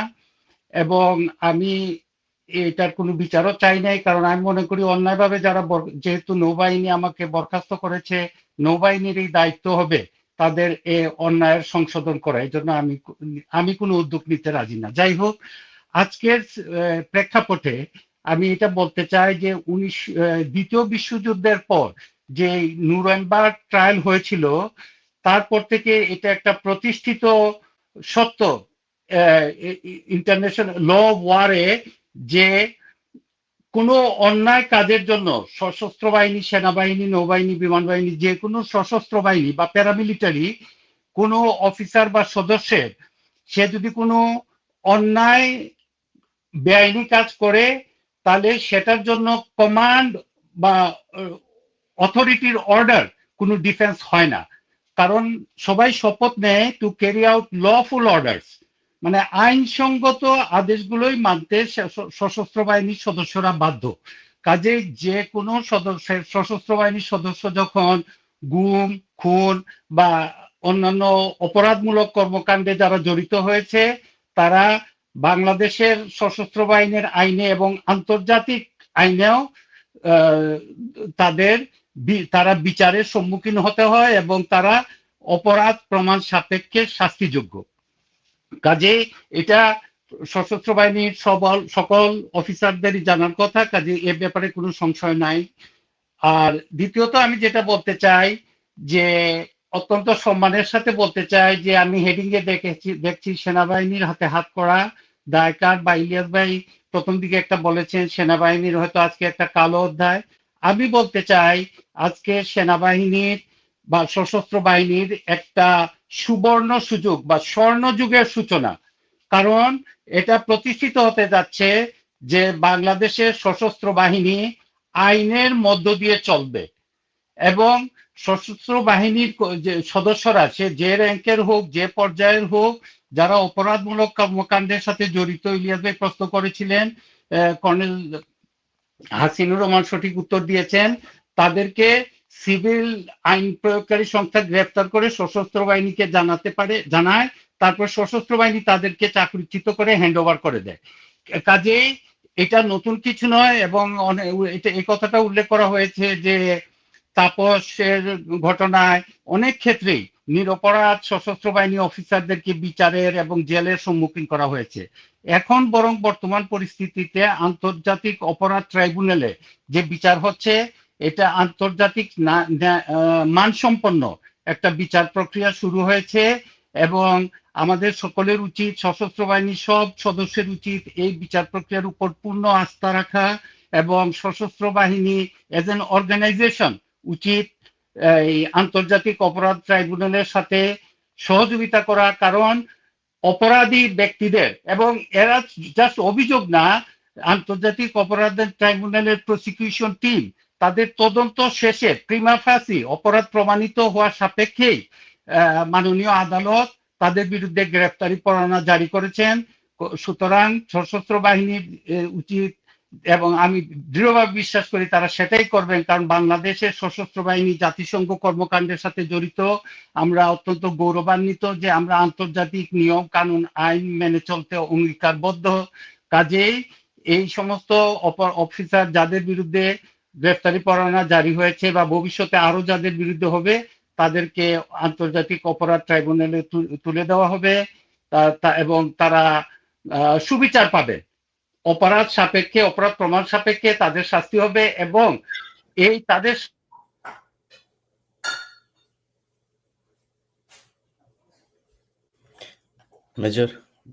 মেজর সুমন ভাই, আপনি বলেন। ওনার বলার শেষ দিকেই ছিলাম আমরা। সুমন ভাই বলেন। সৈয়দ কলিমুল্লাহ স্যার, ধন্যবাদ আপনাকে। আসসালামু আলাইকুম। জেনারেল ওয়াকার বা যাদের ব্যাপারে আমরা কথা বললাম, বিশেষত আমরা বলতেছি যে কিছু নির্দিষ্ট কিছু অফিসার, আর্ম ফোর্সেস মেম্বার, তাদের কারণে সেনাবাহিনী কলঙ্কিত হয়েছে। আজকে কলঙ্কিত না, অ্যাকচুয়ালি যেটা কলিমুল্লাহ স্যার বললেন সেটা অ্যাপ্রোপ্রিয়েট, যে আমরা বিচারটা শুরু করতে পারছি। তো সেই দিক থেকে আমি বলবো, আমরা স্পেসিফিক, আমরা কেউ এখানে যারা কথা বলতেছে অন্য জায়গায়, সেনাবাহিনীকে, দেশপ্রেমিক সেনাবাহিনীকে কখনো আমরা গালি দেই না বা তাদের সম্পর্কে খারাপ কথা বলি না। বরঞ্চ দেখেন, এই ৩৬ জুলাই পরবর্তী কনকের একটা প্রোগ্রামে যেখানে আমি প্রথম আসি, জেনারেল ওয়াকারকে সুস্পষ্টভাবে বলছিলাম যে স্যার, একটা আবর্জনা আছে আমাদের মধ্যে, আমাদের রান্নার পরে যে বিনটা থাকে সেটা আমরা বাইরে ফেলে দিই, ট্র্যাশ করে দেই। আমাদের সেনাবাহিনীতে যারা আছে, যারা এই দায় অভিযুক্ত, তাদেরকে আপনি ট্র্যাশ করেন। বিকজ জেনারেল ওয়াকার, আপনারা যদি একটু ওনার বায়োটা, যেটা পাবলিক বায়ো, সেটা যদি তাকায় দেখেন, দেখবেন আমাদের এমএস ব্রাঞ্চ বা মিলিটারি সেক্রেটারির ব্রাঞ্চ, যেখানে সমস্ত অফিসারদের নথি, কার কি প্রমোশন কোথায় হবে, কে কোথায় চাকরি করছে, সেই সমস্ত কিছুর ডেটা থাকে, তারাই সবকিছু নিয়ন্ত্রণ করে। উনি, জেনারেল ওয়াকার, সব থেকে বেশি সময় সেখানে চাকরি করছেন। এই সেনাবাহিনীতে ওনার থেকে বেশি জানবার কথা না কার কোথায় কি সমস্যা, কার কোথায় কি দোষ আছে, কে নিপীড়িত হয়েছে, কে বঞ্চিত হয়েছে, কে খারাপ কাজ করছে, ওনার কিন্তু জানবার কথা। সেইভাবে ওনাকে বলছিলাম যে সময়ের 1 ফোর, অসময়ের 10 ফোর, যে এখন করেন, নাইলে পরে কিন্তু একটা সময় আসবে যখন আপনি সমস্ত আমাদের আর্মির ইউনিফর্মকে কলঙ্কিত করবেন। ঠিক সেই জিনিসটা এখন হইলো। বাট এখানে আমি একটা জিনিস বলে রাখি, যে উনি কয়েকদিন আগে যেটা আমরা শুনতে পাই, আপনারা বলছেন যে উনি বলছেন যে ওনার খুব কষ্ট লাগবে এই অফিসারদেরকে হাত করা পড়ায় প্রিজন ভ্যানে করে নিয়ে গেলে পরে। উনি কথা বলছেন অনেকের সাথে, কেউ তার কথা শুনে নাই। জিনিসটা কি, ওনার কেন কষ্ট লাগবে? আমাদের তো এটা দায়িত্ব, যারা গুম খুন বা অন্যান্য অপরাধের সাথে জড়িত ছিল তাদেরকে আদালতে বা আইনের হাতে সোপর্দ করা। বরঞ্চ পার্থক্যটা কি আমরা একটু বুঝতে পারি না? উনি যারা সত্যিকারের অপরাধী, যাদের প্রাইমা ফেসি এভিডেন্স গুলো এস্টাবলিশ হয়েছে বলেই এই আইসিটি তাদের বিরুদ্ধে ওয়ারেন্ট ইস্যু করছে, আজকে কিন্তু না। আপনারা যদি ট্রেস ব্যাক করেন, 1.5 মাস আগে কনকের সাথে একটা প্রোগ্রামে বলছিলাম যে ওয়ারেন্ট ইস্যু হয়েছে 22 জনের বিরুদ্ধে। বাট জেনারেল ওয়াকার, প্রধান উপদেষ্টা, প্রধান বিচারপতি তাদের কাছে গিয়ে তদবির করতেছেন এটা যাতে না ইস্যু করা হয়, কারণ তিনি তাদেরকে ওয়াদা করছেন যে তাদেরকে তিনি হাত করা পড়াবেন না। তখনও আমি জেনারেল ওয়াকারকে সুস্পষ্ট বলছিলাম যে যেটা কনকার যেই অজুহাত উনি দেখাচ্ছেন, যে ল অফ কনকারেন্স অনুযায়ী তার বা এমবিএমএল অনুযায়ী ওনার সেটা বিচার করবার কথা, সেটা না। ল অফ কনকারেন্স অনুযায়ী এবং আন্তর্জাতিক সনদ অনুযায়ী এখন কিন্তু এই ধরনের অপরাধের বিচার সরকার করবে, সরকার সিদ্ধান্ত নেবে কে করবে। ওনাকে বোঝানো হয়েছিল। তারপরও দেখেন, একটু পার্থক্যটা আমরা একটু বুঝবার চেষ্টা করি। এই যে কর্নেল হাসিনুর এবং ব্রিগেডিয়ার জেনারেল হাসান এক্সাম্পল দিলেন যে ওই যে তাপস হত্যা মামলায় যে 5 জন, রেজা, হেলাল, সুবাইল, এদেরকে যখন রাখা হইলো তারা কিন্তু নিরপরাধ, একটা ষড়যন্ত্র স্বীকার করে তাদেরকে সেখানে হাতকড়া পড়ে তাদেরকে প্রথমে 1.5 বছর গুম করে রাখা হইলো, তারপরে তাদেরকে জেলে নিয়ে যাওয়া হইলো হাতকড়া পড়াই নিরপরাধ লোকজনকে। তখন কি আমাদের যারা এখন কান্নাকাটি করতেছি, যাদের কষ্টে বুক মানে ফেটে আসতেছে, তাদের তো দায়িত্ব ছিল তখন দাঁড়ানো। তখন তো আমরা দাঁড়াই নাই। যখন কর্নেল হাসিনুরকে 2 বার গুম করা হইলো তখন তো আমরা দাঁড়াই নাই। আমাকে যখন মার্চের 2009 সালের মার্চের 2 তারিখে এই বিডিআর ঘটনার পরপরই, হাসিনার ভাষণের পরপরই মঈন ইউর ওনার সাথে খারাপ ব্যবহার করার অভিযোগে, এবং কেন মিডিয়াতে আমি বিডিআর এর কথা বলছি সেই কারণে আমাকে ভিতরে ভরা হইলো, গুম করা হইলো, তখন তো আপনাদের কারো বুক ফেটে যায় নাই যে কেন এই অপমান করা হইতেছে। আর আজকে যারা দায়ী, যাদের অপরাধ প্রমাণিত, তাদেরকে তো হাত করে পড়াই নিতে হবে। সেখানে আমরা সেই তাদের ওনারশিপটা নিব কেন? তাদের প্রথম পরিচয় তারা অপরাধী, পরের পরিচয় তারা কোন সংস্থার। এবং স্বাভাবিকভাবে আপনার জেনারেল ওয়াকার মন কাঁদে না? বা জেনারেল যারা এখনো বলতেছেন যে গতকালকে এই যে ফরমেশন কমান্ডার প্রমোশন বোর্ডের শেষে অফিসাররা বসছিলেন, সেখানে আমি জানি 2-1 অফিসার তারা ইমোশনাল হয়ে গেছেন যে কেন এই অপমান বা অন্যান্য কিছু। ভাই, তোমরা যারা এই কথাটা বলতেছো, তোমরা কি তোমাদের মন কাঁদে না? আজকে আমাদের এক অফিসার মেজর জিয়াউল হক, উনি তো দেশে ফিরতে পারতেছেন না, একটা মিথ্যা জঙ্গি ট্যাগ নিয়ে ঘুরে বেড়াইতেছেন। তার জন্য মন কাঁদে না তোমাদের? যারা নিরপরাধী তাদের জন্য কাঁদে না? যারা অপরাধী তাদের জন্য? এখন একটা জিনিস একটু আমি বলি, আপনারা সবাই যারা দেশে আছেন একটু খেয়াল রাখবেন, যেটা আমরা বলছিলাম যে এইটা মাত্র শুরু। বাট এখানে ধরেন জেনারেল আজমিকে গুম করে নিয়ে যাওয়া হয়েছে। জেনারেল আজমিকে যখন গুম করা হয়েছে সে অপারেশনটা কারা করছে? সেটার সাথে কারা জড়িত ছিল? কর্নেল হাসিনুরকে যারা গুম করে নিছে সেখানে কারা জড়িত ছিল? এইভাবে আরো হাজার যে গুম হয়েছে, আমরা সেখানে ডিজিএফআই কয়েকজন ডিজিকে আমি অবশ্যই সেটা স্বাগত জানাই। বাট আসল সমস্যাটা কোথায় দেখেন? এদের মধ্যে যারা ভারতে পালায় আছে এবং রয়ের সাথে যারা কোঅপারেট করতেছে বা আমেরিকাতে জেনারেল আবেদিন আছে, তারা বিপজ্জনক। বাট তাদের থেকেও বেশি বিপজ্জনক কারা জানেন? এই সমস্ত অপারেশন যারা ফিল্ডে করছে, যাদের বিরুদ্ধে এখন পর্যন্ত কোনো অভিযোগ হয় নাই, তারা এখনো সার্ভিসে আছে। কারেক্ট করে দিই, তাদের কারো বিরুদ্ধে এখনো কিন্তু কোনো অভিযোগ আইসিটিতে আসে নাই। ইভেন তাপস মামলায় যে 5 জন কে মিথ্যা মামলায় যাদেরকে সাজা খাটানো হলো, তারাও কেউ কিন্তু কোনো নির্দিষ্ট অফিসারের বিরুদ্ধে বা কোনো সংস্থার বিরুদ্ধে অভিযোগ করে নাই। এখন এই যে অফিসার যারা গুম খুনের সাথে সরাসরি মাঠ পর্যায়ে জড়িত ছিল, তারা কিন্তু আজকে প্রমোশন পেয়ে কর্নেল, ব্রিগেডিয়ার জেনারেল এবং জেনারেল। আসল বিপদটা কিন্তু সেখান থেকে ভাই। দেশের তাদের লয়াল লোক যাদেরকে আজকে আমরা এই আইসিটি ওয়ারেন্ট ইস্যু করলো, তারা আছে, বাট তারা বেশিরভাগই দেশের বাইরে বা দেশের ভিতরে থাকলেও তারা দুর্বল। সবল কারা? যাদের বিরুদ্ধে অভিযোগ নাই কিন্তু তারা এখন টপ ব্রাসেসের মধ্যে আছে, কর্নেল, ব্রিগেডিয়ার জেনারেল, জেনারেল। তাদেরকে আইডেন্টিফাই করা, তাদের বিরুদ্ধে অভিযোগ আমলে নিয়ে মামলা চালু করে। এবং যারা এখন অভিযোগ করেন নাই, জেনারেল আদমি স্যারকে আমি বলবো, স্যার আমি কিন্তু জানি না আপনি কি সুনির্দিষ্টভাবে কারোর বিরুদ্ধে অভিযোগ করছেন, আমি কিন্তু শুনি নাই স্যার, প্লিজ আমাদেরকে হেল্প করেন স্যার। আপনাকে যে মিথ্যা আশ্বাস অন্যান্য কিছু দেওয়া হয়েছিল, প্লিজ স্যার সেটা থেকে সরে আসেন। তেমনি ভাবে আমি সেই 5 জন বীর অফিসারকে, কমান্ডোদেরকে বলবো, তোমরা প্লিজ, আমি তোমাদের স্নেহ করি, সুনির্দিষ্টভাবে তোমরা অভিযোগ দায়ের করো গুম খুন কমিশন এবং আইসিটিকে হেল্প করো সেই ব্যাপারে মামলার জন্য। আর আমি একটু ফ্রাস্ট্রেটেড হয়ে যাচ্ছি গুম কমিশন এবং বিডিআর কমিশনের ব্যাপারে। এবং ধরেন এখন থেকে আর হয়তো 3 মাস সময় আছে এই সরকারের হাতে এবং কমিশনের হাতে এগুলাকে প্রসেস করবার জন্য। অনেক ব্যাপারে গ্যাপ দেখতে পাচ্ছি। আমি থ্যাঙ্কস জানাই 2 জন অফিসার, আমি নাম বলবো না, একজন সবেমাত্র রিটায়ার করেছেন, আরেকজন এখনো সার্ভিং। তারা কিন্তু তাদের প্রচন্ড চেষ্টাতে তারা নির্বাচন কমিশন, গুম আইসিটি তাদেরকে হেল্প করছেন বিভিন্ন তথ্য দিয়ে, এবং ওনারা ওই সুনির্দিষ্ট তথ্য এবং সাক্ষী জোগাড় না করে দিলে আজকে কিন্তু আইসিটির পক্ষে হয়তো সম্ভব হতো না এগুলাতে এই প্রাইমা ফেসি এভিডেন্স গুলো পাওয়ার জন্য। তারা পিছনে থেকে নীরবে কাজ করতে চান, আমি তাদের সাধুবাদ জানাই। বাট প্লিজ, গুম কমিশন আপনাদেরকে আমি রিকোয়েস্ট করেছিলাম, আলাপ করে দিয়েছিলাম, বাট আপনারা এখনো তাদের কিন্তু হেল্প নেন নাই, তাদের কাছে এভিডেন্স আছে নেন নাই। এখানে আপনাদের পরিচিত কোনো আত্মীয় হয়তো এর চক্করে পড়ে যাবে বলে এখন পর্যন্ত আপনারা দ্বিধাগ্রস্ত। প্লিজ, যার কাজ সেই সমস্ত লোকজন আপনাদের হেল্প করতে পারবে তাদেরকে হেল্প করতে দেন।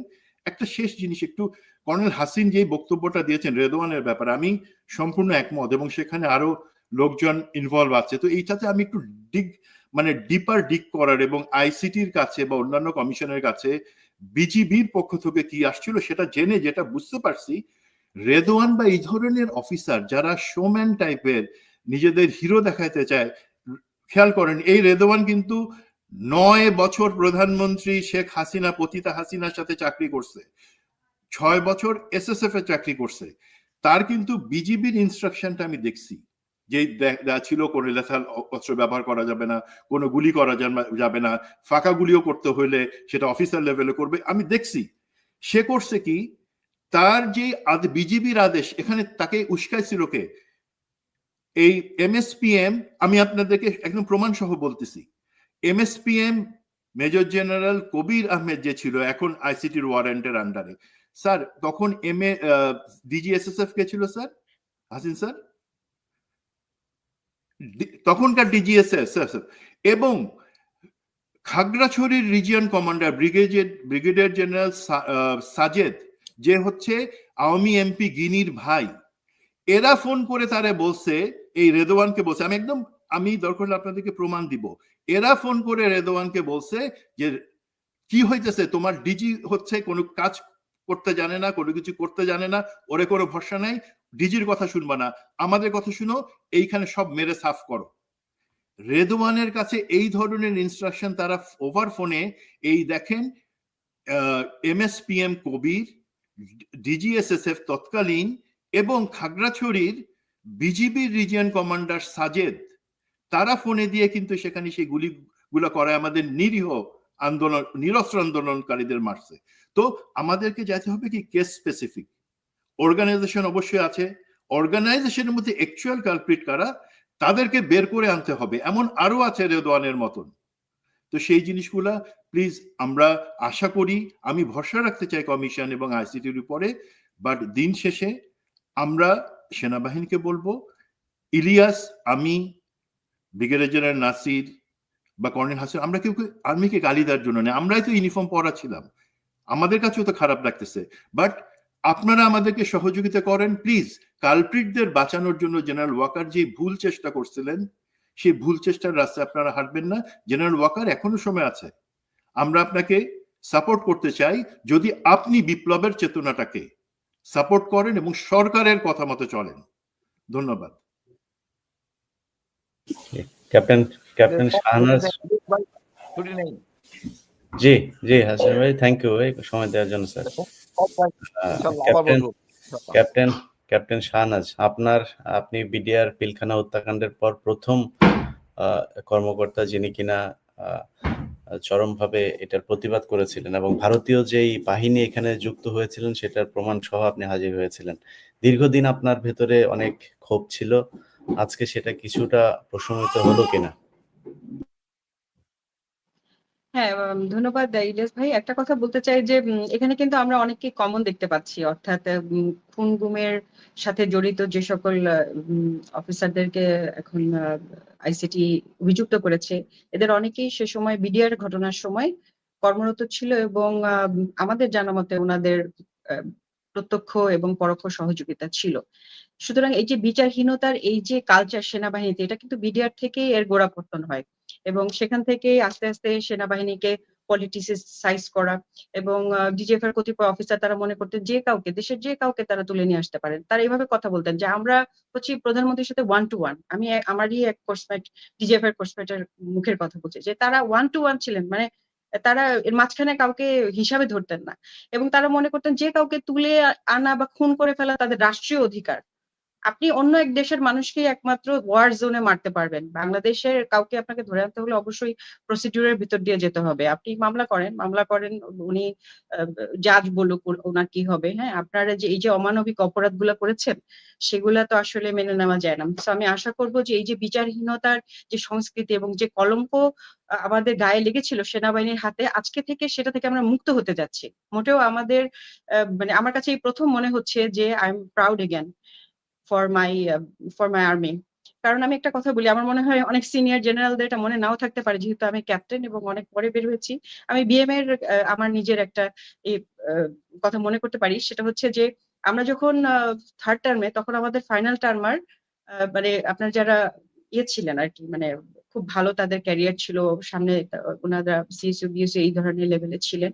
ওনারা 5 মিনিট লেট করার জন্য একসাথে 5 জনের, মানে পিটিতে লেট করেছিলেন 5 জনের, কিন্তু একসাথে তাদেরকে মানে ইয়ে থেকেই বের করে দেওয়া হয়, বাংলাদেশ মিলিটারি একাডেমি থেকেই বের করে দেওয়া হয়। অর্থাৎ ওনারা মাত্র হয়তোবা 1-2 মাস পরে তারা কমিশন পেতেন, কিন্তু পিটিতে 5 মিনিট দেরির জন্য সেনাবাহিনীতে বিএমএ তে এখনো পানিশমেন্ট হয়। আমাদের ইডিআরসি হয়, আপনার আপনার হাতে পায়ে মিলে নাই, আপনি হচ্ছে আপনার জামা ইস্ত্রি করা নেই, ছোট ছোট অপরাধেও কিন্তু অনেক সিভিয়ার পানিশমেন্ট হয়। সুতরাং পানিশমেন্টের যে কালচার, এটা তো সেনাবাহিনীতেই বেশি, এটা তো অন্য কোথাও জবাবদিহিতা না ছিল না, কৈফিয়তদারি ছিল না, আমরা জানতাম, কিন্তু সবসময় সেনাবাহিনীর সবাই কিন্তু আমরা মানে খুব আপরাইট থাকতাম, যে আমরা জানতাম যে পদে পদে প্রত্যেকটা জিনিসের জন্য আমাদেরকে জবাবদিহিতার আওতায় আসতে হবে, এবং এটা একটা প্রাইড ছিল। এবং আমরা এটাও জানতাম যে যদি কখনো আমরা কোনো ভুল করে বসি বা কোনো কথা মিথ্যা বলে বসি, ফার্স্ট টাইম যখন আমাদেরকে অ্যাপ্রিহেন্ড করা হবে, ফার্স্ট কাজ কি, ভাই তুমি সত্যি কথা বলো, তাহলে তুমি কিছুটা হয়তোবা তুমি তোমার দায় মুক্তি পাবে, আদারওয়াইজ মানে তোমার সমস্যাটা আরো বাড়তেই থাকবে। এটাই তো আমাদের শিক্ষা ছিল।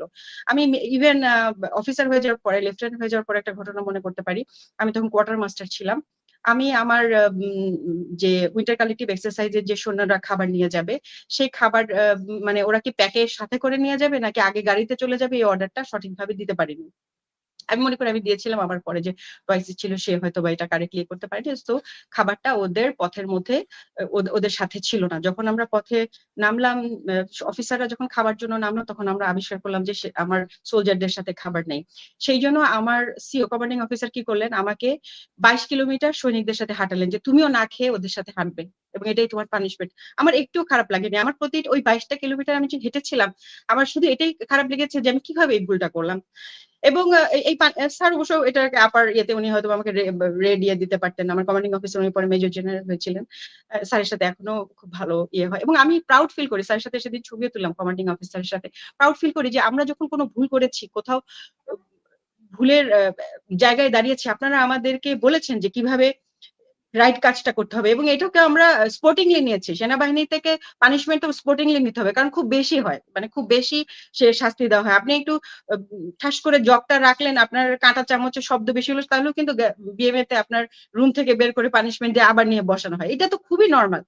সেখানে আপনার এত গুরুতর সব অপরাধ, মানে এবং মানে নিজের প্রমোশনের কারণে আপনার শুধু সেনাবাহিনীর ভেতরে থাকতো কোনো সমস্যা ছিল না, আপনারা দেশের শত শত মানে সিভিলিয়ান, তাদেরকে আপনারা বাহিনীর ভেতরে, ক্যান্টনমেন্টের ভেতরে ধরে এনেছেন, সেখানে ভারতীয় লোকজনকে বসিয়েছেন, তারা হিন্দি কথা শুনেছে, সেটাও আমরা শুনলাম।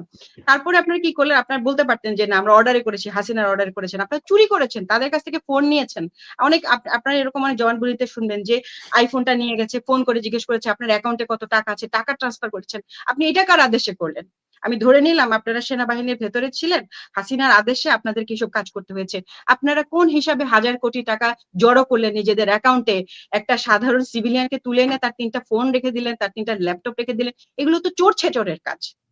একটা মহিলা ইয়াকে নিয়ে আসলেন, আপনি তার নিকাব পরে বলে নিয়ে আসলেন, আমি আজকের ইয়েতে দেখলাম, তাকে আপনারা সেক্সুয়ালি অ্যাবিউজড করলেন। এটা কোন ধরনের অফিসারের কাজ?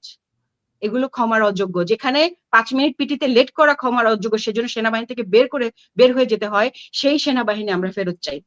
আমরা চাই এই সকল আবর্জনা এবং এই সকল ব্যক্তি যারা নিজেদেরকে সকল মানে ক্ষমতার ঊর্ধ্বে এবং শীর্ষে মনে করেছিলেন, সকল আইনের ঊর্ধ্বে মনে করেছিলেন, ওনারা মনে করতেন যে কাউকে তুলে এনে খুন করা ওনাদের রাষ্ট্রীয় অধিকার, ওনাদের এই ধারণা ভাঙুক, সাধারণ মানুষজন মানুষজনের এই দেশের মানুষজনের সার্বভৌমত্ব এবং তাদের রাইট সবার আগে প্রতিষ্ঠিত হোক, এবং এই আবর্জনা থেকে কলঙ্কমুক্ত হয়ে সেনাবাহিনী আবার সংস্কার হোক এবং সুষ্ঠু সুন্দর একটা সেনাবাহিনীতে পরিণত হোক, যে সেনাবাহিনীকে আমরা দেখেছিলাম 2002 বা 2000 আগে, এবং এই সেনাবাহিনী আমাদের দেশের দায়িত্ব নিক।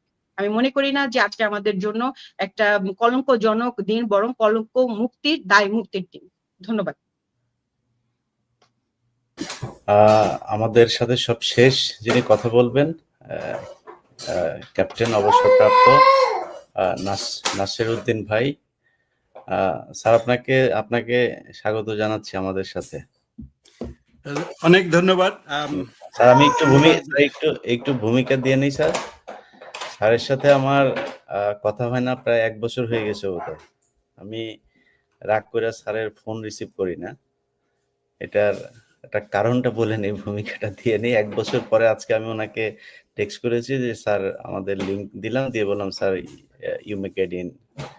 তো এখন স্যারের সাথে আমার যে বিষয়টা নিয়ে তর্ক হয়েছিল, যে সেনাবাহিনীর অফিসাররা পিলখানা হত্যাকাণ্ডের বিষয়টা নিয়ে আমি মূলত ওনার সাথে কথা বলছিলাম, সেখানে উনি ওনার কিছু যুক্তি তুলে ধরছিলেন যে এখানে আসলে সেনাবাহিনীর বা এই মানে বৃহৎ আকারে যেই তদন্ত করে যাদের পানিশমেন্ট দেওয়া দরকার এটা দেওয়া ঠিক হবে না, বা এই ধরনের একটা কিছু। আমার খুব খারাপ লেগেছে যে উনি অফিসার বলেই হয়তো অফিসারদের পক্ষে কথা বলছেন। দেখেন, সেনাবাহিনীর অফিসাররা যদি অফিসারদেরকে মানে দায় যদি সব মাথায় নিয়ে নিজেদের বাহিনীর, আমাদের করতে হবে, ওর বাসা হচ্ছে ডিওএইচএস এর ভেতরে, ও আমার সেনাবাহিনী, ওরা আমি যত কিছু করি ওরা আমার সাপোর্ট দিতে হবে, এই জায়গা থেকে বেরিয়ে হয়ে না আসা পর্যন্ত আমাদের সেনাবাহিনী ঠিক হবে না। সেনাবাহিনী মানুষ, সেনাবাহিনী ফেরেশতা না যে তাদের কোনো অন্যায় থাকবে না। এই বাহিনীতে কেউ অপরাধের সাথে জড়িয়ে যেতে পারে, তার শাস্তি হবে, এটাই হওয়া উচিত। আজকের অনুষ্ঠানের থেকে বলে দেই, একটা ঘোষণা দিয়ে দেই, আমি তনু হত্যাকাণ্ড নিয়ে কাজ করছি এবং আপনাদেরকে জানিয়ে রাখি বাংলাদেশের মানুষকে, এই তনু হত্যাকাণ্ডের সাথে একজন মেজর জেনারেলের স্ত্রী, সন্তানরা জড়িত। আমি সেটা মোটামুটি আমার অনুসন্ধান শেষ, আপনারা খুব দ্রুতই সেটা দেখতে পাবেন। কিন্তু সেনাবাহিনী তাদেরকে বাঁচিয়েছে, এবং যে কায়দায় তনু হত্যাকারীকে বাঁচিয়েছে এটা যদি আপনারা শুনেন তাহলে আটকে উঠবেন যে এরকম একটা দেশের সেনাবাহিনী এইরকম করতে পারে, একজন হত্যাকারীকে এইভাবে বাঁচাইতে পারে। আরে ভাই, আপনার কি ব্লু ব্লাড নাকি যে আপনি এক, আমি হচ্ছে আরেক, আমার কেউ মারা গেলে আপনার কিছু করা যাবে না? এটা তো হবে না। এমনকি পুলিশের সাথে সেনাবাহিনী যে আচরণ করেছে তনু হত্যাকাণ্ড নিয়ে, সেটা জানলে আপনাদের আসলেই খুব অবাক হবেন, এই দেশে মানে একটা সেনাবাহিনী এরকম হইতে পারে। যাই হোক, অনেক লম্বা ভূমিকা টানলাম। স্যার, আপনাকে স্বাগত জানাচ্ছি। আজকে আপনাদের বাহিনীর লোকজনের বিরুদ্ধে গতকাল ওয়ারেন্ট ইস্যু হয়েছে, তো এটাতে কি মনে করেন, মানে সেনাবাহিনীর এই যে অধঃপতন হলো, এটার দায় কি সেনাবাহিনীর নাকি অন্য কারো? সার্বিকভাবে প্রথমে আমি আপনাকে সালাম জানাই এবং কৃতজ্ঞতা প্রকাশ করি। সালাম জানাই আপনার অগণিত দর্শকদেরকে যারা দেখবেন এই অনুষ্ঠান, এবং সহ আলোচকদের। আমি বিশেষ করে একটু আবেগ অনুভব করছি, কলিমুল্লাহ স্যার আজকে জয়েন করেছেন, যার সাথে আমি বাংলাদেশ নেভির সবচেয়ে বড় দুর্নীতি, ফ্রিগেট ক্রয়ের দুর্নীতির তদন্তের সাথে জড়িত ছিলাম, যার জন্য আমাকে চরম মূল্য দিতে হয়েছে। আমার সার্ভিস শুরু হয় 81 সালে এবং আমার শেষ হয় 2009 সালের 30শে December, all on a sudden, একটা ঝড়ের মতো। আমি একটু দেখাতে চাই যে তদন্তের জন্য আমার চাকরি গিয়েছিল, এটা হচ্ছে সেই তদন্ত। এখানে যে আমার নাম আছে সবচেয়ে শেষে, আমি মেম্বার সেক্রেটারি ছিলাম। আর আজকের আসরে যে কলিমুল্লাহ স্যার, উনি 2 নম্বর সিনিয়র সদস্য ছিলেন। তো অধঃপতনটা একদিনে হয় নাই, বহুদিন ধরে চলছিল। কিন্তু আমি এটার যে থ্রেশহোল্ড, যেটা মানে শুরু, সেটা আমি বলতে চাই 96 সালে যখন আওয়ামী লীগ সরকার আসে, তখন শেখ হাসিনা এরকম একটা প্রমোশন বোর্ডে হঠাৎ করে যারা যোগ্য ছিল না তাদেরকে প্রমোশনের জন্য চাপ সৃষ্টি করেন, যার ফলে সেই প্রমোশন বোর্ড, তখন সেই সময় সেনাপ্রধান ছিলেন আজকের এই সেনাপ্রধান ওয়াকারুজ্জামানের শ্বশুর general Mustafizur Rahman. General Mustafizur Rahman overall একজন সৎ ছিলেন, কিন্তু তিনি সেদিন এই প্রমোশন নিয়ে আর কোনো কথা বলেন নাই। কিন্তু যিনি বলেছিলেন তিনি হচ্ছেন মেজর জেনারেল সাহুল আফজাল, এক নামেই সবাই আর্মিতে চেনে। উনি একজন আইকনিক ফিগার, ট্রেনিং স্টাফ কলেজের সিনিয়র প্রশিক্ষক হিসেবে ওনার সুনাম সর্বজন বিদিত। তো উনি সেদিন রিজাইন করেন এই দুঃখে যে শেখ হাসিনার যে অ্যাপ্রোচ ছিল সেটা প্রফেশনাল না, প্রফেশনাল অফিসারদের পক্ষে উনি যান নাই। তো ওভার দ্য পিরিয়ড এরকম আস্তে আস্তে ওইটাই অবক্ষয়ের শুরু। এর আগে পর্যন্ত আমরা যখন নেভিতে জয়েন করি 81 সালে, তখন আমরা দেখেছি যে বিএনএস এসআর আমিন জাহাজের কমান্ডিং অফিসারের কোর্ট মার্শাল হচ্ছে কারণ উনি ঠিক মতো মেস বিল দেন নাই, পরিশোধ করেন এই সামান্য অপরাধের জন্য। এখন মানুষ এটা বিশ্বাস করতে চাইবে না যে একটা এত ছোট অপরাধে একজনের কোর্ট মার্শাল হতে পারে। তো ওভার দ্য পিরিয়ড এইভাবে অবক্ষয় শুরু হয় এবং প্রফেশনাল এবং সার্ভিসের যে প্রাউড যেটা থাকে, যেটা নিয়ে মানুষ বেঁচে থাকে, যুদ্ধ করার অনুপ্রেরণা পায়, দেশের জন্য জীবন দেওয়ার যে অনুপ্রেরণা, সেটা আস্তে আস্তে নষ্ট করে দেওয়া হয়। এই যে আপনাদেরকে যে তদন্ত কমিটির রিপোর্ট দেখালাম, এখানে আপনার 17 জন অফিসারের কোর্ট মার্শাল হচ্ছিল। তাদের কোর্ট মার্শাল প্রসেস অব্যাহত ছিল। যখন 2008 সালে পট পরিবর্তন হয়ে যায়, সেই 17 জন অফিসারকে অনেক রিওয়ার্ড দেওয়া হয়, তাদের মধ্যে 2 জনকে নৌপ্রধান করা হয়। এবং যারা এই তদন্ত করেছিল, যেমন আমি ছিলাম কমিটিতে, অল অন এ সাডেন 1.5 লাইনের চিঠি, কোনো কারণ প্রদর্শন ব্যতিরেকে আপনাকে সার্ভিস থেকে টার্মিনেট করা হলো। এই যে আপনি একটা প্রাউড, একজন মোরাল, আমার সারা সার্ভিস জীবন কোনো রকম ডিসিপ্লিন কেসও তো ছিল না, কোনো এমনকি কোনো মানে অ্যাডভার্স রিমার্কও ছিল না আমার কোথাও। আমি কোনোদিন কোনো লেটার অফ ডিসপ্লেজার এগুলো পাইনি। অল থ্রু আমি সার্ভিস মাইন্ডেড ছিলাম, সৎ ছিলাম। এই আমার যে ওভার দ্য পিরিয়ড আমার যে পারফরমেন্স রিপোর্ট যেগুলো বলে, সেগুলোতে আমার সবসময় প্রশংসা ছিল। তো তারপরে আমাকে এরকম একটা পরিস্থিতির সম্মুখীন হতে হয় জাস্ট এই যে তদন্ত করার জন্য, তদন্ত করে দোষী সাব্যস্ত করার জন্য। এখানে হাসিনা থেকে সবাইকে তদন্ত কমিটি দায়ী করেছিল এবং যারা সিভিল ছিলেন তাদের নামে হাইকোর্টে মামলা হয়েছিল, আর যারা সার্ভিসে ছিলেন তাদের কোর্ট মার্শাল প্রসেস চলছিল। তো এইরকম একটা প্রেক্ষাপটে আপনি এখন বুঝতে পারেন যে ওই সার্ভিসে আপনার ভালো মন্দ খারাপ এগুলা, ভালো কাজ করেছেন আপনি, you are very good officer, but you could be terminated at any time without assigning any reason. এইরকম একটা প্রেক্ষাপটে এরকম হবেই। মানুষ যারা সুযোগ সন্ধানী পলিটিশিয়ান, তারা ক্যাপিটালাইজ করবে এই সুযোগকে। তো সেরকমই হয়েছে। এটা যে হবে এটা তো আমরা বহু আগে থেকে আমি বুঝতে পারছিলাম। আমি সবসময় নুরেমবার্গ ট্রায়ালের উদাহরণগুলো দিতাম। ওখানে যারা ফিল্ড মার্শাল ছিলেন, যারা বড় বড় অফিসার ছিলেন, ফরেন মিনিস্টার, তাদের তো একটাই কথা ছিল যে আমরা একটা দেশের হয়ে যুদ্ধ করেছি এবং আমরা সুপিরিয়রের আদেশ পালন করেছি, আমরা ইউনিফর্ম সোলজার, আমরা যা আদেশ আসবে সেটাই করব, সুতরাং আমাদের কোনো দোষ নাই। তো প্রসিকিউশনের যে যুক্তি ছিল সেটা ছিল যে এরাই হলো হিটলারের হাত পা, হিটলার যত অপকর্ম করেছে এদের মাধ্যমে, সুতরাং এদেরকে মাফ করার কোনো কারণ নাই এবং তাদের শাস্তি হয়। তো এটা তো আর্মিতে সবাই জানে, এইগুলো নিয়ে আলোচনা হয়। সেকেন্ড ওয়ার্ল্ড ওয়ারের যতগুলো ব্যাটেল সেগুলো নিয়ে আলোচনা হয়, কোথায় কি কে কি ভুল করেছিল। তো সেই ভুলগুলো তো আমরা দেখে জেনে শুনে করেছি।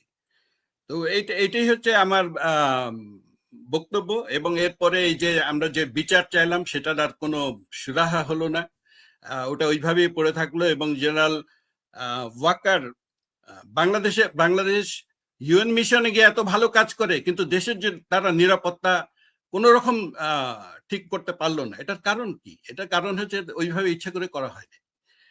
তাদের একটা ভালো অফিসার, তারাই যে ম্যাজিস্ট্রেসি পাওয়ার চাইল, ম্যাজিস্ট্রেসি পাওয়ারের কোনো প্রয়োজন নেই। আর্মি কখনো ম্যাজিস্ট্রেসি পাওয়ার নিয়ে কাজ করে না। আর্মি কাজ করে অপারেশন অর্ডারের ভিত্তিতে। এইগুলো সব হচ্ছে আপনার একটা ধোঁয়াশা তৈরি করা এবং আসল সার্ভিস না দিয়ে অন্যরকম ধান্দা তৈরি করা। এইটাই করা হয়েছে, এখনো করা হচ্ছে, কারণ ওইভাবে আর্মিকে পরিষ্কার করা হয় নাই। যারা আগে যারা ভিকটিম তাদেরকে ঠিক মতন করা হয়নি। General brigadier general Hasan Nasir, উনার মতন অফিসারকে যেখানে নিয়োগ করা হতো উনি সেখানে একটা সিস্টেম চেঞ্জ করে নিয়ে আসতে পারতেন।